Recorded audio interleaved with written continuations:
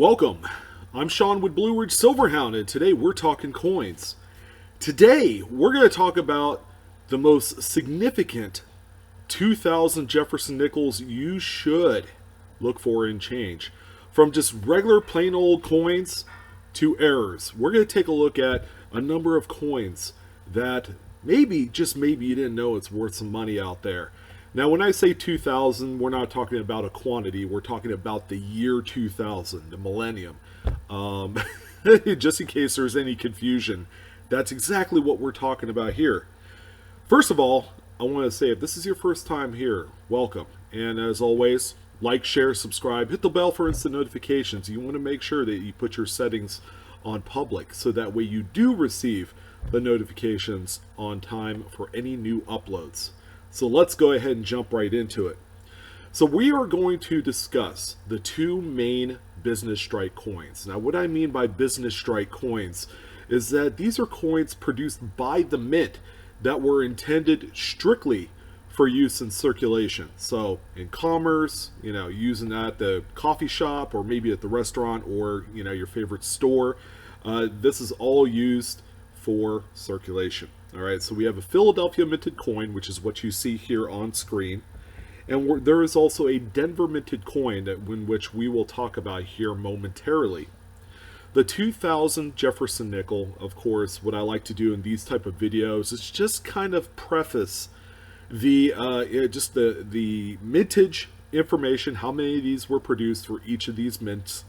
In addition, I want to talk about the top pop grades. Okay, you always have the opportunity with these coins to send them off to third-party graders, such as PCGS, which is the professional coin grading service, and also NGC, which is the numismatic guarantee service.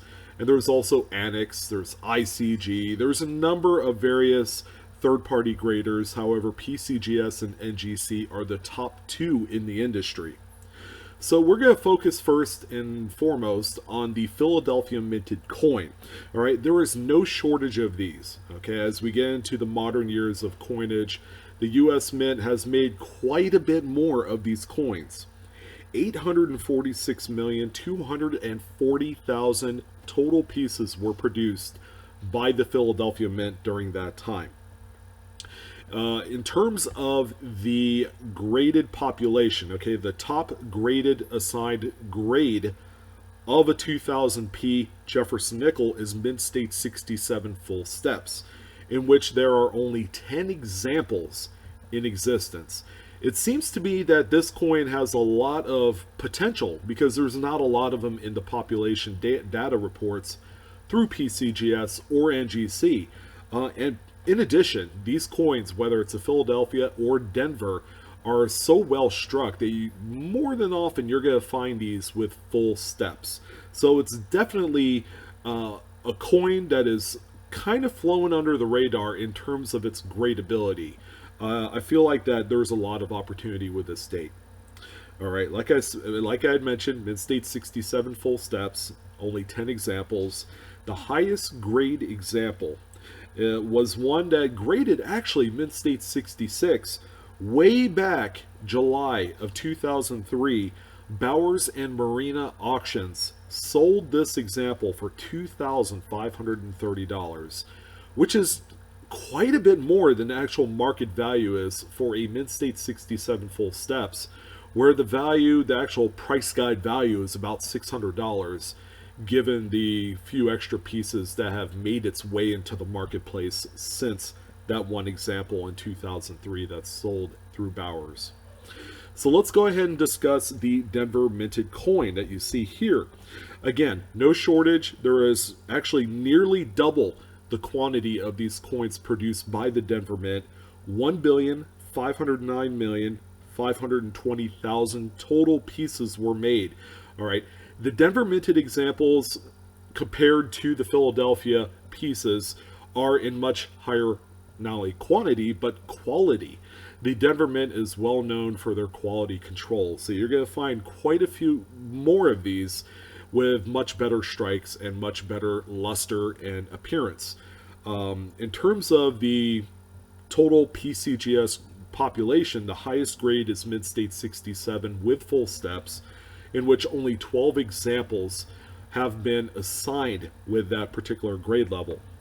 Now, in terms of the highest dollar amount value that this coin has sold for, one example sold on Heritage Auctions July 26 of 2004. So it was, geez, eons ago already. That one was graded Mid-State 67 with full steps in the amount of $1,898. Again, this is a pretty old auction, so I would venture to guess that that price has come down a little bit. But there's not an overabundance of these coins being graded currently. I'm quite frankly surprised that there are no Mid-State 68s with full steps. Now we're going to be talking a whole new price level if some of those make it out into the marketplace. Pretty crazy. So with that being said, I wanted to transition over to my top 5 error coins that maybe you should probably pay attention to as you're going through your pocket change, maybe your coin rolls from the bank, wherever you source these coins at. Please keep in mind that these particular coins can't show up at any given time. So the first coin I wanted to talk about today is a 2000 D Jefferson Nickel. This one has a pretty unique error in which it kind of looks like it might have been damaged or possibly acid dipped to where it stripped some of that nickel plating off of there. This one is what they call an improperly annealed and sintered planchet. Okay, the planchet wasn't well created. It wasn't annealed properly when it was manufactured before the actual blanks were punched out of that strip. This particular example graded PCGS Mid-State 64, and this one sold on Great Collections November 23rd of 2014 in the amount of $119.90. Keep an eye out for coins that appear like this, especially nickels where you could see some of that copper core showing. You might have something that has a bad annealed planchet, all right, and they're pretty valuable all on their own. The second coin I wanted to bring up this evening is a 2000 D Jefferson Nickel. This one is pretty crazy. Okay, this is probably not a coin that you would find in rolls or anything like that. Your best shot at finding a coin like this would be in a mint sealed bag. Okay, that's where you would normally find some of the craziest looking errors and strikes. This particular example is called a multi-struck on a thin planchet error. All right, how thin is this planchet and how underweight is it? Well, this particular example is 1.2 grams, whereas a regular Jefferson Nickel weighs 5 grams. So it's quite a bit smaller. You wouldn't know what you're looking at, okay, unless you had an error expert take a look at it.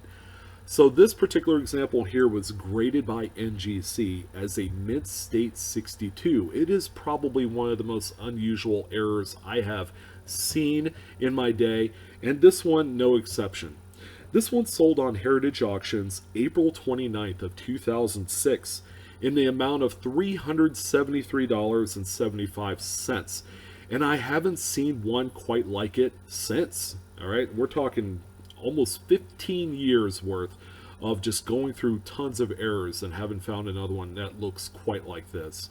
Again, your best shot is going to be in sealed mint bags, all right, where typically some of the more stranger, kind of maybe odd-sized errors would show up in.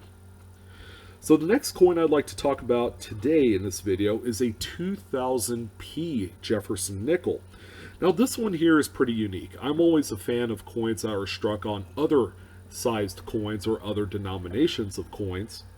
This one was struck on a 2000 Lincoln cent. Okay, so this one right here obviously is a copper coated zinc coin. All right, you might see a little bit of the zinc showing through on this particular example. Now this one graded NGC Mid-State 68 full red. And this is one example that's sold on Great Collections March 6th of 2016 in the amount of $1,650.03. These are coins that sometimes can be found in change, and you want to be able to keep an eye out for coins that of one such type of denomination look and appear a little bit smaller or perhaps a little bit bigger compared to the size that they should be. So we have one other pretty nice example of that type of coin on the list, and this is going to be a 2000 P Jefferson Nickel that is struck on a 1978 Lincoln cent. Now this one's a little bit strange because you have a coin that was struck on a penny that's 12 years older than the actual current date of nickel during that time. So you're going to have a 98% copper bronze planchet on this one. It's not like the previous example where it's a copper coated zinc current generation planchet. This one is graded Annex, Mint State 64, and this one right here, ladies and gentlemen, sold on Heritage Auctions March 7th of 2008 in the amount of $12,075. Now that's a lot of money for a coin that you just never know where it's going to be found. All right, this one right here, again, no exception. This coin looks like it has spent a little bit of time in circulation. And finally, we are going to end it off on quite a doozy. Okay, for those of us that probably don't know as much about the error part of numismatics, this one might obviously be a fake. All right, some would say a double-headed coin would be dubbed and affectionately referred to as a magician's coin. However, in this particular instance, what we have here is a year 2000. This is a Philadelphia minted coin that was struck inadvertently by two, count them, two obverse dies. So you have two dies with both having Jefferson's profile, his bust on there, along with the date and everything else on there. The pressure was a little bit light, okay, which is why you have these voids on there. And this one was graded PCGS Mint State 65, and this one sold on Heritage Auctions recently. As a matter of fact, April 26th of 2018 for $20,520. That's a lot of money. Probably enough to buy a brand new Honda Civic and then have enough extra money to pay insurance and gas for a full year. This, ladies and gentlemen, is the final error for the year 2000 Jefferson Nickels I want to highlight. Proof positive that it doesn't matter what year or date of coin that you collect, you never know when these particular errors are going to show up. All right, so if you see anything odd, make sure you put them aside. Consult with folks on Facebook, with us here on YouTube, and let's get the ball rolling. Let's see what you have, because we like to hear some of those success stories in some incredible finds. So I want to thank everyone for joining in on this episode. Again, I'm your host, Sean, with Blue Ridge Silverhound. Feel free to like, share, subscribe, hit the bell for instant notifications.